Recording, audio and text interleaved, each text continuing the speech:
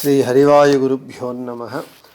ఓం వందే విష్ణుం నమామి శ్రియమథ చ భువం బ్రహ్మవాయూ చ వందే గాయత్రీం భారతీం తామపి గరుడమనంతం భజే రుద్రదేవం దేవీం వందే సుపర్ణీమహిపతిదయితాం వారుణీమప్యుమాం తాం ఇంద్రాదీన్ కామముఖ్యానపి సకలసురాన్ తద్గురూన్మద్గురూంశ్చ అభ్రమం భంగరహితం అజడం విమలం సదా ఆనందతీర్థమతులం భజే తాపత్రయాపహం. పూజ్యాయ రాఘవేంద్రాయ సత్యధర్మరతాయ చ భజతాం కల్పవృక్షాయ నమతాం కామధేనవే. పృథ్వీమండల మధ్యస్థాః పూర్ణబోధమతానుగాః వైష్ణవాః విష్ణుప్రదయాః తాన్ నమస్యే గురూన్ మమ. ఆపాదమౌళిపర్యంతం గురూణామాకృతిం స్మరేత్ తేన విఘ్నాః ప్రణశ్యంతి సిద్ధ్యంతి చ మనోరథాః. శ్రీ విద్యాసాగరమాధవతీర్థగురుభ్యో నమః. హరి ఓం. శ్రీపూర్ణబోధగురుతీర్థపయోబ్ధిపారా కామారిమాక్ష విషమాక్ష శిరస్పృశంతి పూర్వోత్తరామితతరంగచరత్సు హంసా దేవాలిసేవితపరాంఘ్రిపయోజలగ్నా జీవేశభేదగుణపూర్తిజగత్సు సత్వనీచోచ్చభావముఖనక్రగణైः సమేత దుర్వాద్యజాపతిగిలైర్గురురాఘవేంద్రవాగ్దేవతా సరిదముం విమలీకరోతు. శ్రీరాఘవేంద్రः సకలప్రదాతా స్వపాదకంజద్వయభక్తిమద్భ్యः అఘాద్రిసంభేదన దృష్టివజ్రక్షమా సురేంద్రో అవతు మాం సదాయం.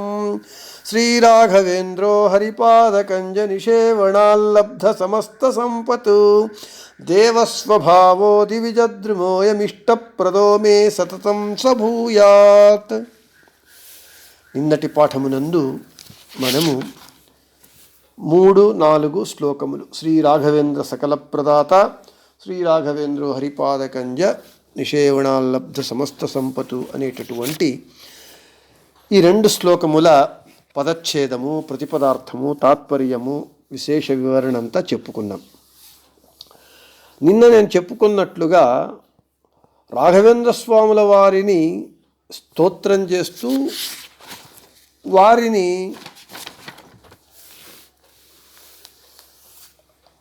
వారి యొక్క దృష్టి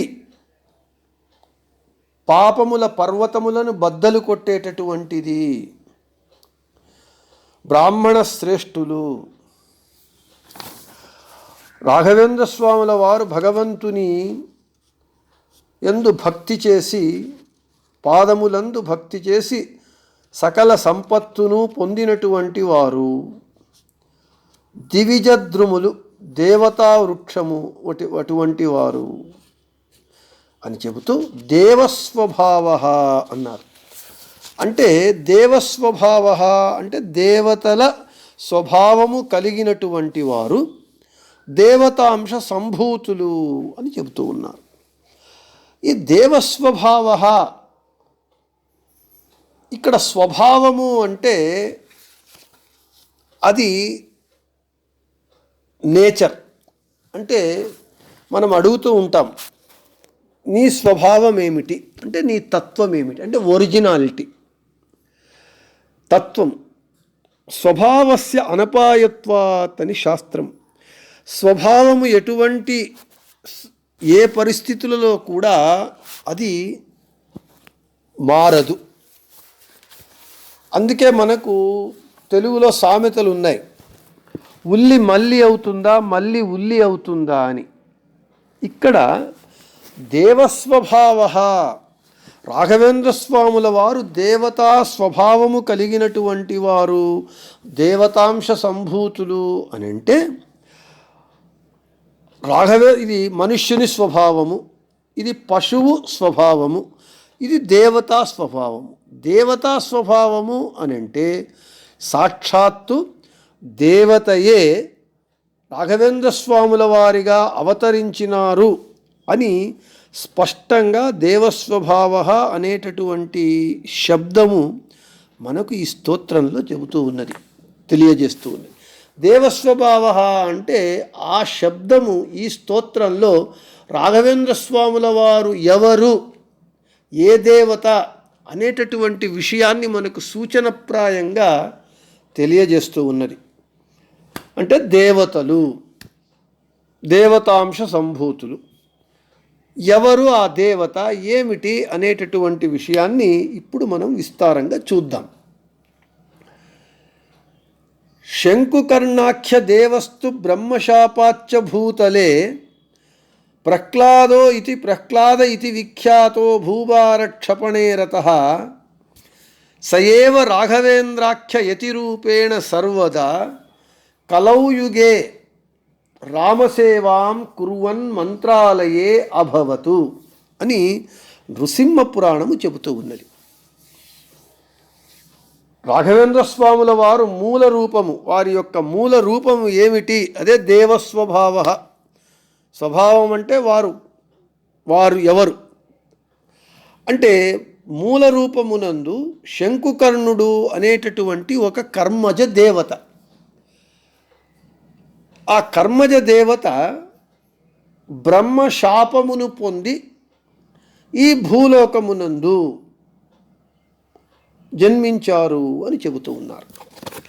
ఈ శంకుకర్ణుడు అనేటటువంటి కర్మజ దేవతకు బ్రహ్మ ఎందుకు శాపమిచ్చాడు అనేటటువంటిది ప్రశ్న. సత్యలోకమునందు ముక్తియోగ్య జీవులందరూ ఉంటారు. సత్యలోకం అంటే బ్రహ్మలోకము. ఈ ముక్తియోగ్య జీవులందరూ వారు సాధన పూర్తి చేసుకొని బ్రహ్మలోకమునకు వెళ్ళి బ్రహ్మలోకములో ఐహికమైనటువంటి సాంసారిక ఏ తాపత్రయములు లేక నిష్కల్మషమైనటువంటి నిర్మలమైనటువంటి శశ్వదేక ప్రకారమైనటువంటి అవిచ్ఛిన్నమైనటువంటి భక్తితో బ్రహ్మకు సేవను చేస్తూ ఉంటారు. బ్రహ్మ చేసేటటువంటి భగవంతుని సేవలో అతనికి సహాయం చేస్తూ ఉంటారు ఈ ముక్తియోగ్య జీవులందరూ. చేస్తూ ఆత్యంతిక ప్రళయము వచ్చినప్పుడు జీవోత్తములైనటువంటి బ్రహ్మ నేతృత్వంలో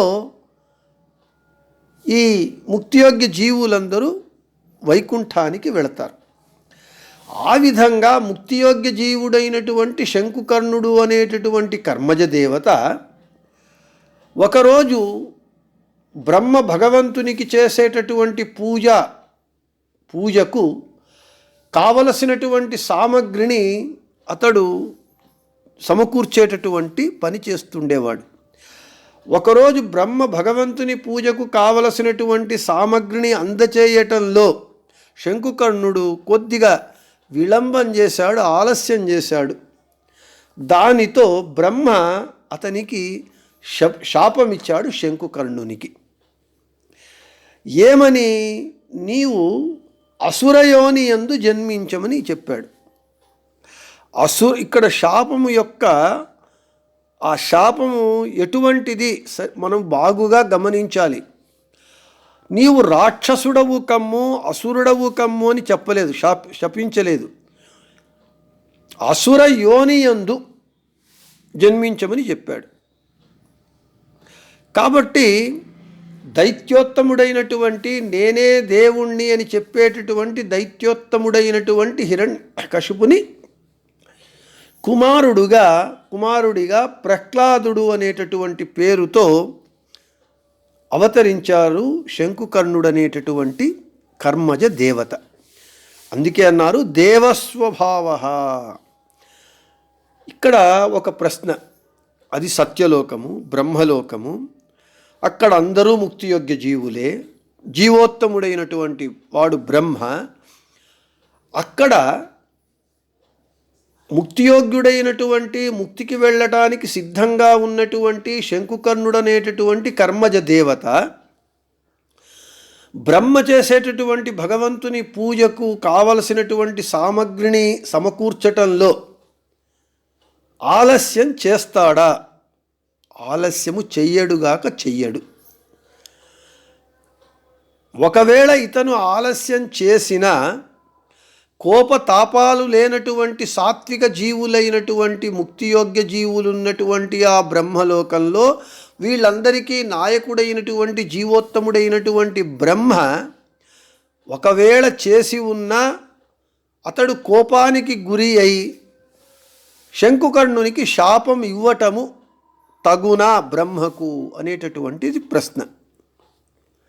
ఎందుకంటే ముక్తియోగ్య జీవులు ఉండేటటువంటి స్థానం అది, ముక్తికి వెళ్ళడానికి సిద్ధంగా ఉన్నారు. అటువంటి వాళ్ళ మధ్య భగవంతుని పూజకు ఆలస్యం చేయటము, అతను కోపగించుకోవటము, బ్రహ్మ శాపం ఇవ్వటము, ఇదంతా చూచినప్పుడు మనకు అంత మనసుకు సరిగా అది మనస్సు అంగీకరించదు. తప్పులే చేయనటువంటి వాడు ఎందుకు తప్పులు చేస్తాడు? తప్పులు చేయనటువంటి స్థానము బ్రహ్మలోకము. ఇతను ముక్తియోగ్య జీవుడు, బ్రహ్మ చూస్తే జీవోత్తముడు. ఇతను ఆలస్యం చేయటము, అతను శాపం ఇవ్వటం అనేటటువంటిది మనం ఏ విధంగా అర్థం చేసుకోవాలి అని అంటే, మళ్ళీ మన తత్వానికి రావాలి. మధ్వ సిద్ధాంతం ఏమని చెబుతూ ఉన్నది? స్వతంత్రం అస్వతంత్రం చ ద్విధం తత్వమిష్యతే స్వతంత్రో భగవాన్ విష్ణు. మన మధ్వ సిద్ధాంతంలో ఉన్నవి రెండే తత్వములు, ఒకటి స్వతంత్ర తత్వము, ఇంకొకటి అస్వతంత్ర తత్వము. స్వతంత్ర తత్వంలో భగవంతుడు ఒక్కడే, లక్ష్మీదేవి మొదలుకొని బ్రహ్మ వాయు సమస్త దేవతలు తృణాంత పర్యంతము సమస్త జీవులందరూ అస్వతంత్రులే. అంటే బ్రహ్మయందు భగవంతుడు బింబరూపి అయి ఉండి, శంకుకర్ణుని యందు బింబరూపి అయి ఉండి, ఆ శంకుకర్ణుని యందు బింబరూపి అయి ఉండి తాను స్వతంత్రుడై అస్వతంత్రుడైనటువంటి శంకుకర్ణుని చేత భగవంతుని పూజకు కావలసినటువంటి సామగ్రిని సమకూర్చటంలో ఆలస్యము కావించి, బ్రహ్మలో బింబరూపి అయి ఉండి అస్వతంత్రుడైనటువంటి బ్రహ్మ చేత తాను ప్రేరకుడై శంకుకర్ణునికి శాపమిచ్చాడు. అంటే ఇది కేవలము భగవంతుని సంకల్పము, భగవంతుని ఇచ్ఛ. మనకు లౌకికంగా కూడా కొన్ని మార్లు మనకు అనుభవానికి వస్తూ ఉంటాయి.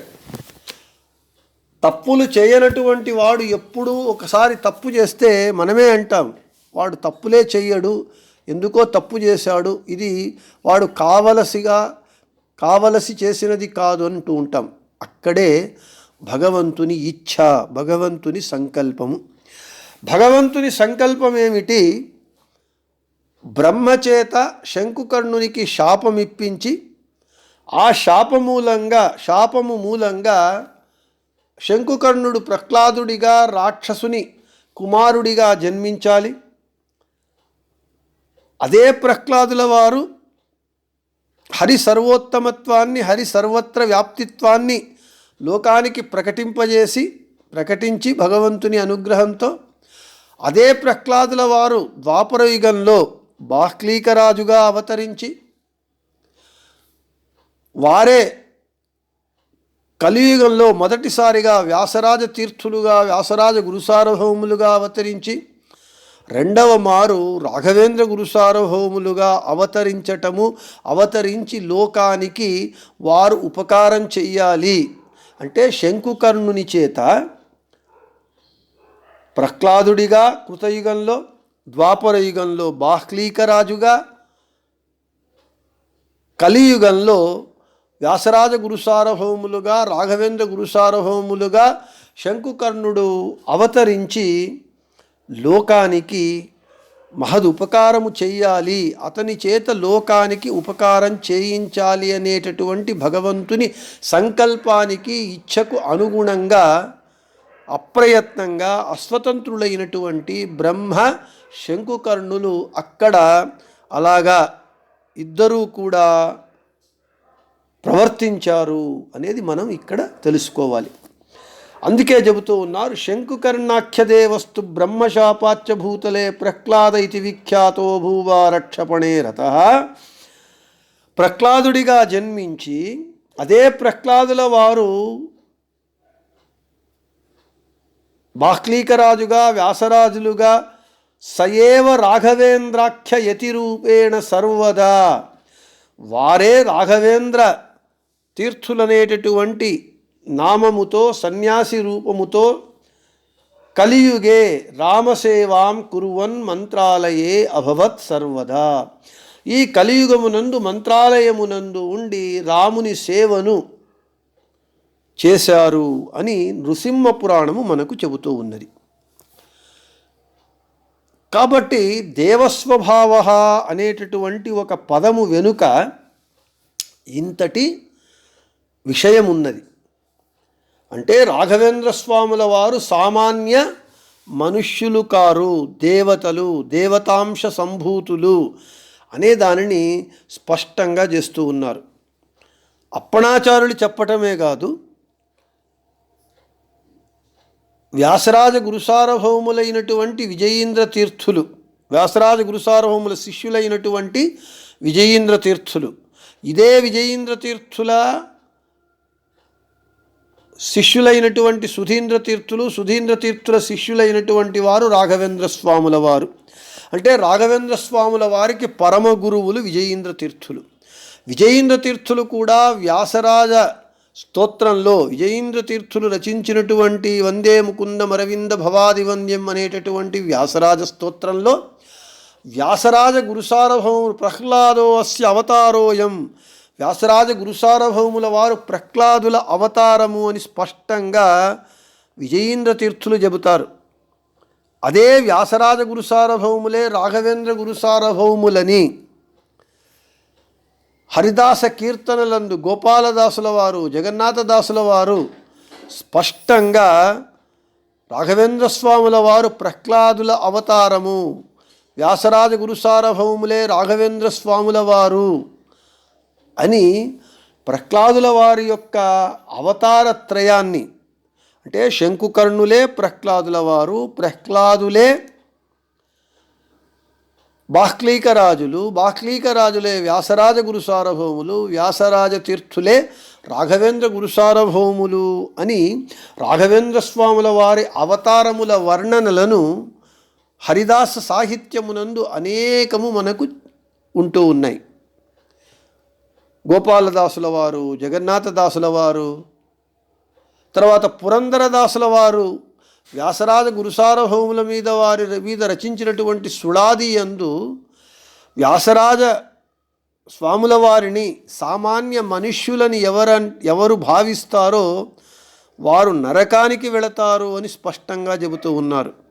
కాబట్టి విజయీంద్ర తీర్థుల వారి స్తోత్రము, పురందరదాసుల వారి వ్యాసరాజుల వారి మీద రచించినటువంటి సుళాది, రాఘవేంద్ర స్వాముల వారి మీద రచించినటువంటి గోపాలదాసులు, జగన్నాథదాసులు మొదలైనటువంటి వారు రచించినటువంటి కీర్తనలయందు స్పష్టంగా ఈ దేవస్వభావ అనేటటువంటి మాటకు బలాన్ని చేకూరుస్తూ రాఘవేంద్ర గురుసార్వభౌముల వారు సామాన్యులు కారు, దేవతాంశ సంభూతులు, దేవతలు అనేటటువంటి విషయాన్ని మనకు స్పష్టపరుస్తారు, స్పష్టం చేస్తారు అపరోక్ష జ్ఞానులైనటువంటి హరిదాసులందరూ కూడా.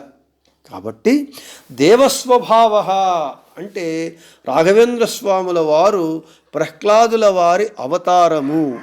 అంతేకాకుండా మనకు మధ్వాచార్యుల వారు చెబుతూ ఉన్నారు, ప్రహ్లాదుల వారి యందు వాయునాచ సమావిష్ట ప్రహ్లాదో నిత్యభక్తిమాన్ అని చెబుతూ ఉన్నారు. ప్రహ్లాదుల వారు జీవోత్తములైనటువంటి వాయుదేవుల వారి ఆవేశము విశేషముగా కలిగినటువంటి వారు. అందుకే ప్రహ్లాదుల వారికి భగవంతుని యందు అంతటి భక్తి ఉన్నది. శశ్వదేక ప్రకారమైనటువంటి అవిచ్ఛిన్నమైనటువంటి నిశ్చలమైనటువంటి భక్తి భగవంతుని యందు ఉన్నది ప్రహ్లాదుల వారికి. అసుర కుమారుడైన అసుర యోని యందు జన్మించిన, అంటే జీవోత్తములైనటువంటి వాయుదేవుల వారి ఆవేశము విశేషముగా ప్రహ్లాదుల వారిలో ఉండటం వలనే, అంతేకాకుండా ప్రహ్లాదుల వారి యందు సర్వోత్తముడైనటువంటి భగవంతుని విభూతి కూడా ఉన్నది. దైత్యానాం ప్రహ్లాదోస్మి అని భగవంతుడు చెబుతూ ఉన్నాడు. దైత్యులలో నేను ప్రహ్లాదుణ్ణి అంటే సర్వోత్తముడైనటువంటి భగవంతుని విభూతి, జీవోత్తములైనటువంటి వాయుదేవుల వారి విభూతి, వాయుదేవుల వారి ఆవేశము ప్రహ్లాదులలో ఉండటం వలన ప్రహ్లాదుల వారు నిత్య భక్తులుగా భగవంతుని యందు అవిచ్ఛిన్నమైనటువంటి భక్తిని చేసేటటువంటి వారిగా ఉన్నారు. ఆ ప్రహ్లాదుల వారే వ్యాసరాజ గురు సార్వభౌములుగా, రాఘవేంద్ర గురు సార్వభౌములుగా అవతరించినారని మనకు అనేక మహానుభావులు, అపరోక్ష జ్ఞానులైనటువంటి విజయేంద్ర తీర్థుల వారి స్తోత్రము, అపరోక్ష జ్ఞానులైనటువంటి జగన్నాథదాస గోపాలదాసుల వారి కీర్తనల యందు స్పష్టంగా మనకు తెలుస్తూ ఉన్నది. కాబట్టి ఇక్కడ దేవస్వభావ అని అంటే రాఘవేంద్ర గురు సార్వభౌములు శంకుకర్ణుడనేటటువంటి కర్మజ దేవత, వారే ప్రహ్లాదులుగా, బాహ్లీకరాజుగా, వ్యాసరాజ గురు సార్వభౌములుగా, రాఘవేంద్ర గురు సార్వభౌములుగా అవతరించినారు అని మనము స్పష్టంగా అర్థం చేసుకోవాలి. చేసుకున్నప్పుడు రాఘవేంద్ర స్వాముల వారి యొక్క స్వభావము, వారి తత్వము, వారు ఎవరు, ఎంతటి గొప్పవారు, ఎందుకు వారు కలియుగ కామధేనువు కల్పవృక్షమై అందరికీ కోరిన వరములనిస్తూ ఉన్నారు అనేటటువంటి విషయాలు మనకు క్రమంగా అర్థమవుతూ వస్తాయి. అంతేకాకుండా నేను మొదటే చెప్పినట్లుగా అపేక్షిత ప్రదాతాన్యో రాఘవేంద్రాన్న విద్యతే, శ్రీ రాఘవేంద్ర సకల ప్రదాత, ఓం శ్రీ రాఘవేంద్రాయ నమః ఇత్యష్టాక్షర మంత్రతః జపితాత్ భావితాత్ నిత్యం ఇష్టార్థా స్యుః న సంశయ అనేటటువంటి ఈ పంక్తుల అర్థాన్ని విస్తారంగా వివరించేటప్పుడు దానికి ఎందుకు రాఘవేంద్ర స్వాముల వారు సకల ప్రదాతలై ఉన్నారు, కలియుగ కామధేనువు కల్పవృక్షమై ఉన్నారు అనేటటువంటి విషయాన్ని మనం విస్తారంగా సందర్భానుసారంగా చెప్పటం జరుగుతుంది. అంతేకాకుండా ప్రహ్లాదరాజుగా దైత్య సామ్రాజ్యాన్ని పరిపాలించారు. బాహ్లీక రాజుగా ద్వాపర యుగంలో బాహ్లీక రాజ్యాన్ని పరిపాలించారు. వ్యాసరాజ గురు సార్వభౌములుగా కర్ణాటక సింహాసనాధిపత్యాన్ని, ద్వైత వేదాంత సామ్రాజ్యాన్ని పరిపాలించారు. రాఘవేంద్ర గురు సార్వభౌములుగా ద్వైత వేదాంత సామ్రాజ్యాన్ని పరిపాలించారు. కాబట్టి రాఘవేంద్ర గురు సార్వభౌములు దేవస్వభావులు, దేవతాంశ పురుషులు, అవతార పురుషులు అని ఈ రోజుకు ఈ 3-4 శ్లోకముల విశేషార్థాన్ని ముగిస్తూ ఇక రేపు భవ్యస్వరూపో భవదుఃఖతూల సంఘాగ్నిచర్య సుఖధైర్యశాలి సమస్త దుష్టగ్రహ నిగ్రహేషు దురత్యయోపప్లవ సింధుసేతు అనేటటువంటి